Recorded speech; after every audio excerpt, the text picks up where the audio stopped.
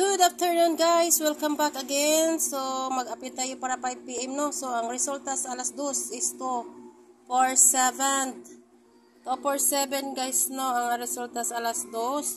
So slide tayo dyan, 847 na tuwa o 047, pero yung last 2 per guide natin is target na 47. Okay, target ang ating last 2. Ang kulang lang natin dyan is pamusti. Okay, so yun nga, slide tayo na tayo 407, kung sarambol ito 047. Mayroon tayong 847 dito, no? So wala talaga, for slide. Bakit man kipina-slide, oy? Okay, pero mayroon tayo dyan na combination sa November 28. November 28, mayroon tayo dito sa November 28 na pabonus natin, 274. 274 ang ating kuan, late na siya. November 28 na combination natin, no?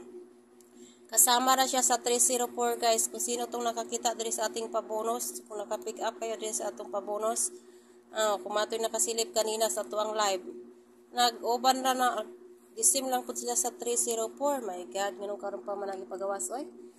Okay, so move on tayo. Let's go. So ang atong last tip workout para alas 5 mao na pod ni 15 17 14 35 37, 34, 65, 67, 64, 55, 57, 54, 85, 87, 84. So, atong combination dito, meron tayo ditong 385, 754 na pwedeng tayaan niyang alas 5, 314, 215, 781, 637. So, ang special natin nga number 364. Tapos, baliktarin nyo yung 3s. Size, pwedeng 9, 394. So, always play rumble ito guys ha. Nalataya, so itong escalera is 234 o 654. Ang double natin. Sorry naman sa noise. Grabe naman ang motor na yan. Uy, ang laki ng boses. Okay, so mauning ato ang double. 884 o 464 sakaling mag-double mamaya. Okay guys. 20.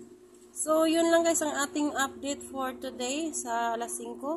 So, good luck. Always play rumble dito. Sana makatama na tayo ngayon. Okay, bye-bye.